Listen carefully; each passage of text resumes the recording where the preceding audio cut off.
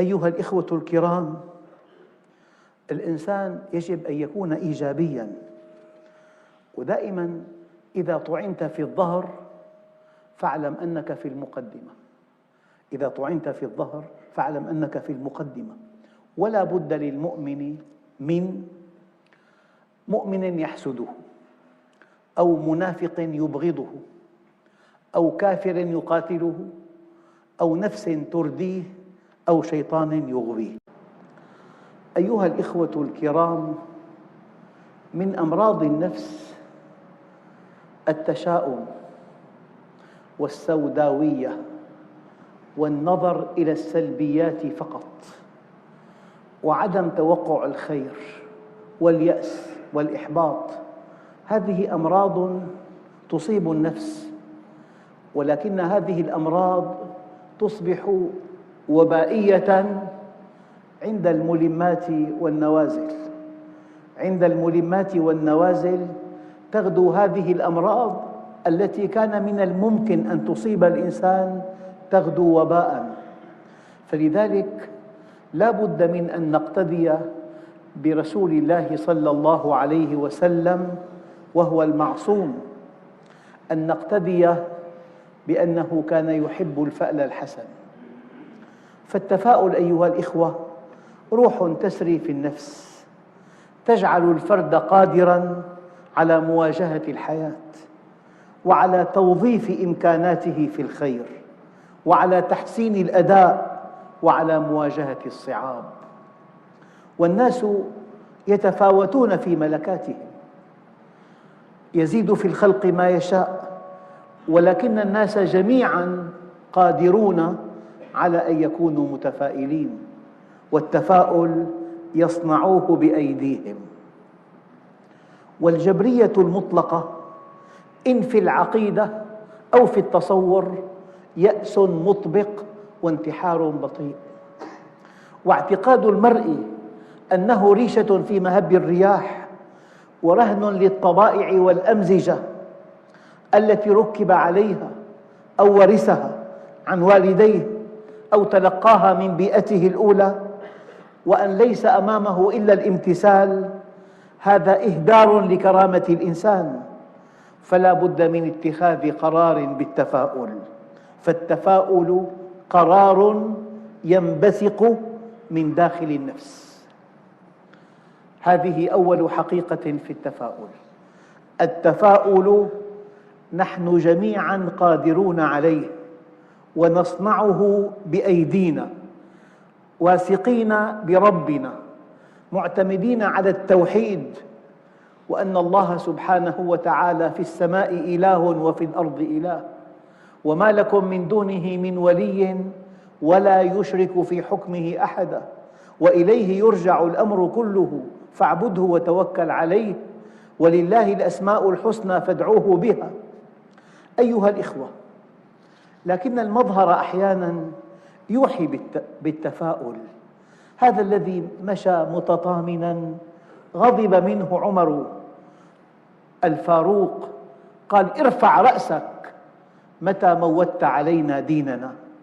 فالمظهر والشكل والثقة والحركة والالتفات والقيام والقعود والنظر والكلام والمشاركة، هذه توحي بقوة. هذا الذي مشى متبختراً قبيل معركة قال عنه عليه الصلاة والسلام: إن الله يكره هذه المشية إلا في هذا الموطن، رحم الله عبداً أراهم منه قوة. لا تكن متطامناً، لا تعبر عن سوداويتك ولا عن يأسك ولا على أنك ريشة في مهب الرياح. والمسلمون انتهوا، أعداؤهم أقوياء أذكياء أغنياء يخططون لهم، قرارهم هو النافذ. هذا من فعل الشيطان. أيها الإخوة الكرام، حتى الإنسان قد لا يخلو من عيب، هذا العيب لا يقدم ولا يؤخر. أحد التابعين كان قصير القامة أحنف الرجل مائن الذقن ناتئ الوجنتين غائر العينين، ليس شيء من قبح المنظر إلا وهو آخذ منه بنصيب. وكان مع ذلك سيد قومه إذا غضب لغضبته 100,000 سيف لا يسألونه فيما غضب. قيمة الرجل بعلمه وبأخلاقه وبعمله الطيب. أيها الإخوة، الفكرة الثالثة: تدرب على أن تكون مبتسماً، لا تكن عبوساً قمطريرا، كن جاهزاً، اضحك باعتدال، تبسمك في وجه أخيك صدقة، البسمة تصنع في قلبك وفي حياتك الكثير، ولا سيما إن كانت ابتسامة حقيقية متطابقة مع حركة الوجه والشفتين، وليست ابتسامة ميكانيكية تلك التي يصطنعها الطغاة. الطرفة لا تتحرج من روايتها، الطرفة المهذبة الأديبة الهادفة اللطيفة التي لا تمس إنسانا ولا حرفة ولا جهة ولا شيئا في الحياة، لكنها تشيع البهجة في النفوس، تجدد نشاط المستمعين.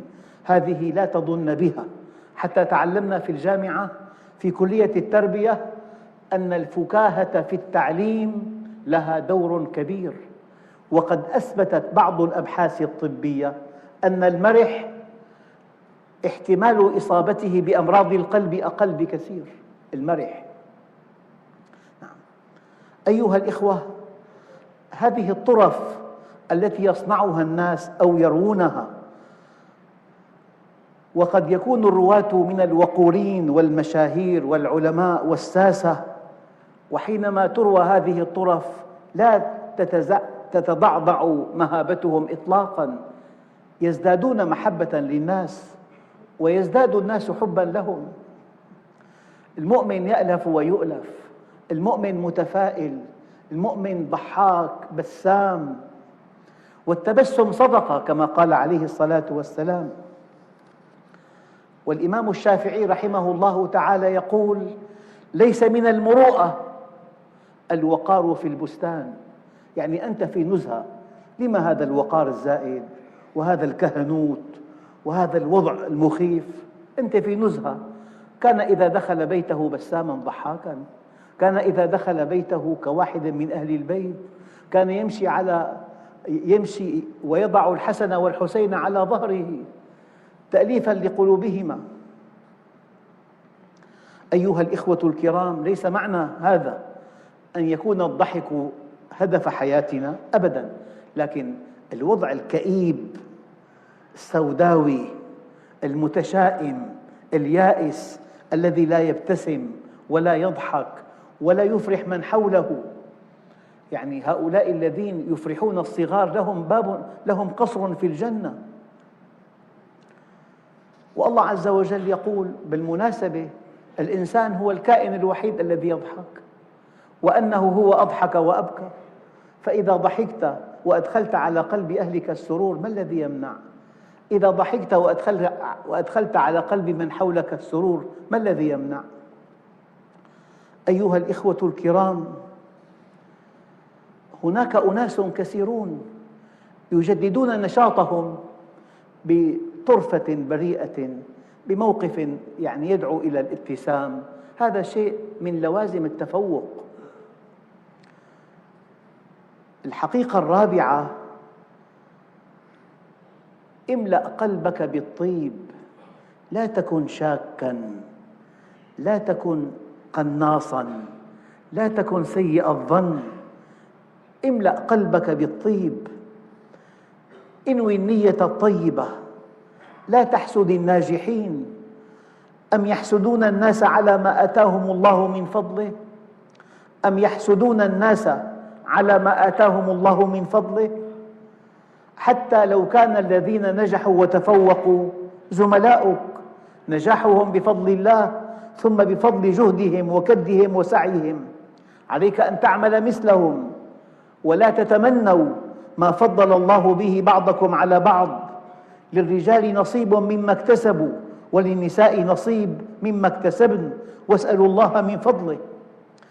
افرح للناجحين، اكتب لهم رسالة، أثني عليهم، ابتسم لنجاحهم، هنئهم على نجاحهم، تكن شريكا لهم. ولا تجعل نجاحك على حساب الآخرين، تسلقا على أكتافهم أو زراية بهم أو تتبعا لعوراتهم وعثراتهم. ولا تجعل الناس مادة لسخريتك. أيها الإخوة، إذا كان ثمة طموح أمامك فاسأل الله من فضله. تريد مزيداً من الدخل أو مكانة أو مجداً دنيوياً، اسأل الله هذا الشيء، وعاهده أن يكون للضعفاء وللفقراء والمحاويج والبسطاء حق عليك. والله قبل أسابيع دعيت إلى الجزائر وألقيت خطبة في ثاني أكبر جامع في إفريقيا. الذي أنشأ المسجد استقبلني، وقبل أن أنطلق إلى الخطبة والدرس قال لي: أنا كنت في السجن وقد رأيت ألوان التعذيب أمام عيني في عهد فرنسا، بل إن بعض العلماء قصت ألسنتهم. عاهدت الله عز وجل أن إن سلمني لأنشئن له مسجداً من أكبر المساجد. هو في السجن، احتمال موته كبير، طلب من الله هذا الطلب وقد حقق الله له هذا الطلب. مسجد صلاح الدين، مسجد عبد القادر المبارك، مسجد عبد القادر الجزائري، ثاني أكبر مسجد في إفريقيا. الذي أنشأه كان في السجن والتعذيب أمامه، ما يأس، ما قال انتهيت غدا أقتل، لا، قال له: يا رب لئن خرجت سالما لأنشئن لك مسجدا. من السيرة النبوية لما النبي عليه الصلاة والسلام كان عائدا من الطائف التي كذبته وسخرت به، بل وأغرت صبيانها بنيله بالأذى، قال له زيد: يا رسول الله، أترجع إلى مكة وقد أخرجتك؟ قال: إن الله ناصر نبيه. هدر دمه، وضعت 100 ناقة لمن يأتي به حياً أو ميتاً، تبعه سراقة مهدور دمه، قال له: يا سراقة، كيف بك إذا لبست سواري كسرى؟ يعني أنا سأصل سالماً وسأنشئ دولة وسأؤسس جيشاً وسأحارب أكبر دولة وسأنتصر عليها وستأتيني الغنائم إلى المدينة، ولك يا سراقة سوار كسرى. هذا هو الإيمان. الإيمان أن تثق بالله. الله عز وجل لا يتخلى عن عباده المؤمنين: ولا تهنوا ولا تحزنوا وأنتم الأعلون إن كنتم مؤمنين. جهدك الضخم، بحة صوتك، سهرك الطويل، مجافاتك للفراش، هذا الجهد سيكلل إن شاء الله بالنجاح. دائما كن إيجابيا. في إنسان سلبي يبحث عن العيوب، يبحث عن الجانب المظلم في كل إنسان، في كل شيء، يؤثر التشاؤم، الانسحاب، التقوقع. كن إيجابيا، انظر إلى الجانب الخير. لما تقول هذا الكأس نصفه فارغ؟ قل نصفه ملآن. الحقيقة واحدة، انظر إلى القسم الممتلئ ودعك من القسم الفارغ. انظر إلى إيجابيات الإنسان. أيها الإخوة الكرام، بل إن بطولتك أن تكتشف الإيجابيات في السلبيات. كلما ضاق الأمر اتسع، وبعض السلبيات لها إيجابيات. لو أن الطريق لم يعجبك له إيجابية، هذا الطريق المتعب الذي فيه حفر وانعطافات كثيرة لا تنام فيه أبداً، بينما الطرق الواسعة المستقيمة في احتمال النوم، والنوم حادث مدمر. اكشف الناحية الإيجابية بهذه السلبية. أيها الإخوة، الإنسان المؤمن يسعد ويسعد، وغير المؤمن يشقى ويشقي. يسعد ويسعد ويشقى ويشقي. أيام الإنسان شعوره كأنه باللورة ذات لون دخاني، يرى كل شيء حوله قاتماً، يرى كل شيء حوله قاتماً. هذا خطأ كبير.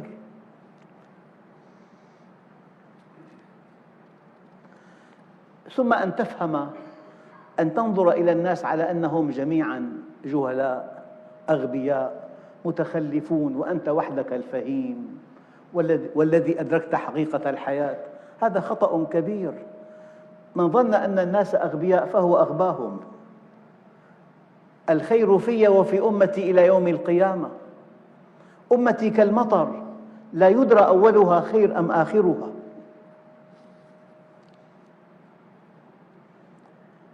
أيها الإخوة الكرام، يعني أحياناً الإنسان يتهم بالسذاجة، وقد يكون متفائل، ولكن السوداويون ما من شيء إلا وبعد التحليل يكون شراً. ما من شيء في حياتهم يحللونه فإذا هو مؤامرة، إذا هو قنص، إذا هو خطة جهنمية. هذا خطأ كبير. يعني أنت بحاجة إلى شيء من البساطة، بحاجة إلها. مسعدة هذه البساطة. طبعاً أروع موقف سيدنا عمر حينما قال: لست بالخب ولا الخب يخدعني. يعني لست من السذاجة بحيث أخدع، ولا من الخبث بحيث أخدع. هذا موقف دقيق جدا. مثلا في السبعة الذين يظلهم الله في ظله يوم لا ظل إلا ظله، رجل دعته امرأة ذات منصب وجمال فقال: إني أخاف الله رب العالمين. النبي الكريم ماذا أبرز من هذه القصة؟ هذه المرأة الفاسقة الفاجرة التي دعته إلى نفسها، أم هذا الشاب العفيف ترك المرأة وشأنها وأبرز عفة الشاب؟ ورجل دعته امرأة ذات منصب وجمال فقال: إني أخاف الله رب العالمين. وحينما قدم وفد النجاشي إلى المدينة تولى النبي بنفسه خدمتهم. يا ترى النجاشي طبق كل أحكام الإسلام في بلده؟ لم يستطع، لكنه أحسن وفادة أصحابه وأكرمهم وجعلهم في طمأنينة وراحة. نظير هذا العمل تولى النبي بنفسه خدمة الوفد الذي جاء من النجاشي. وهذا الرجل الذي أراد امرأة فتمنعت عنه حتى اضطرتها ظروف الحياة القاسية أن تطاوعه وهي كارهة، ثم ذكرته بالله وقالت: اتق الله ولا تفضن الخاتم إلا بحقه، فقام عنها وهو أشد ما يكون شوقاً إليها. والله تعالى حمد له هذا واستجاب دعاءه بهذا الموقف، مع أنه خطى خطوات إلى المعصية وحاولها من زمن طويل وواعدها، وابتز المرأة أول أمره واستغل ظروفها المادية الصعبة ووصل إلى الخلوة وأن يقعد منها مقعد الرجل من امرأته، وهذا لفظ ينطوي. كل هذه المراحل من المعصية والانحراف والابتزاز في النهاية كف عنها خوفاً من الله عز وجل. الله قبل توسله بهذا العمل الصالح. يا أيها الإخوة، من قال هلك الناس فهو أهلكهم، يعني أشدهم هلاكاً. من قال هلك الناس فهو أهلكهم، هم ليسوا كذلك. ليس معنى هذا أن تكون ساذجاً، أن ترى إنسان غارق في المعاصي. يا أخي ولي، قد يكون ولي، هي سذاجة وحمق بالإنسان. المعصية معصية، والانحراف انحراف، والظلم ظلم. أنا لا أدعوك أن تصف العصاة والمذنبين والمنحرفين والمجانين بأنهم أولياء، كما أنني لا أدعوك إلى أن تيأس من إنسان. سيدنا خالد أسلم متأخراً وبقي في الإسلام 7 سنوات وصار سيف الله المسلول، فلما أسلم قال له النبي عليه الصلاة والسلام: عجبت لك يا خالد، أرى لك فكراً، لا تيأس. يعني هذا الذي أقيم عليه حد الخمر والصحابة الكرام لعنوه، أثناء جلده لعنوه، فكما جاء في صحيح البخاري قال عليه الصلاة والسلام: هلّا قلتم رحمك الله بدل أن تلعنوه، إنه يحب الله ورسوله. الصحابة لعنوه، لكن النبي رأى إيجابية فيه فقال: إنه يحب الله ورسوله، لا تلعنوه، ادعوا له بالرحمة. هذا الذي دخل بيت أنصاري وأكل من دون إذنه ساقه الأنصاري إلى السجن، إلى النبي ليسجنه سارقاً، فقال له النبي الكريم: هلّا علمته إن كان جاهلاً، وهلّا أطعمته إن كان جائعاً. كن إيجابي يا أخي، ساهم في خدمة الناس، ساهم في خدمة المجتمع، ساهم في تحمل هموم الناس، حاول أن تقدم شيئاً للناس، حاول أن تعتذر عنهم أحياناً. هؤلاء الذين كذبوا النبي وسخروا منه وأغروا صبيانهم أن يضربوه، جاءه ملك الجبال قال له: يا محمد، أمرني ربي أن أكون طوع إرادتك، لو شئت لأطبقت عليهم الأخشبين. يعني الله مكنه أن ينتقم منهم. ماذا قال؟ اللهم اهد قومي، دعا لهم وقد ضربوه، اهد قومي، ما قال اهد هؤلاء، اهد قومي، هم قومي، إنهم لا يعلمون. اعتذر عنهم، لم يتخلى عنهم، واعتذر عنهم ودعا لهم، وتفاءل أن يكون أولادهم من الموحدين، لعل الله يخرج من أصلابهم من يوحد الله. هذا موقف النبي. حاطب ابن بلتعة الذي ارتكب خيانة عظمى في كل الأنظمة وفي كل العصور، عقوبته الإعدام. أرسل رسالة إلى قريش: إن محمداً سيغزوكم فخذوا حذركم. وقع الكتاب بيد رسول الله، القصة طويلة تعرفونها. استدعاه قال: ما هذا يا حاطب؟ سيدنا عمر قال له: يا رسول الله، دعني أضرب عنق هذا المنافق.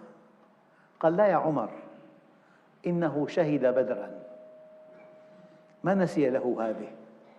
الناس إذا أخطأ إنسان يتعامون عن كل إيجابياته، يكبرون هذا الخطأ ويجعلونه مجرماً.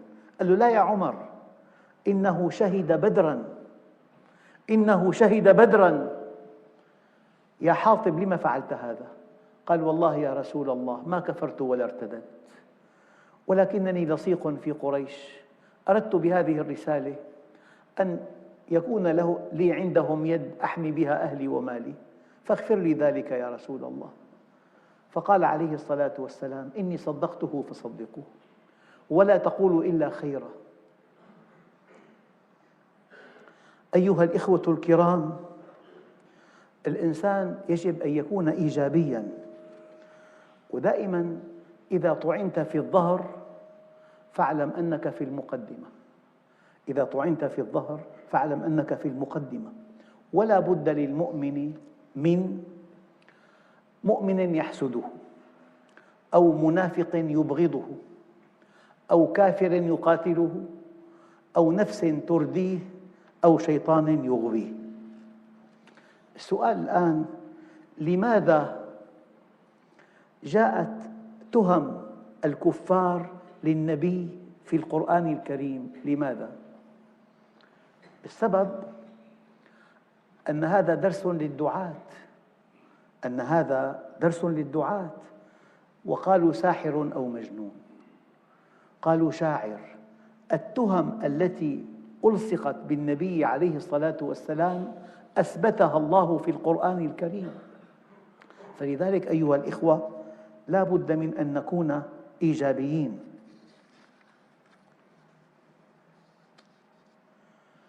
أيها الإخوة، حاسبوا أنفسكم قبل أن تحاسبوا، وزنوا أعمالكم قبل أن توزن عليكم، واعلموا أن ملك الموت قد تخطانا إلى غيرنا وسيتخطى غيرنا إلينا، فلنتخذ حذرنا. الكيس من دان نفسه وعمل لما بعد الموت، والعاجز من أتبع نفسه هواها وتمنى على الله الأماني، والحمد لله رب العالمين.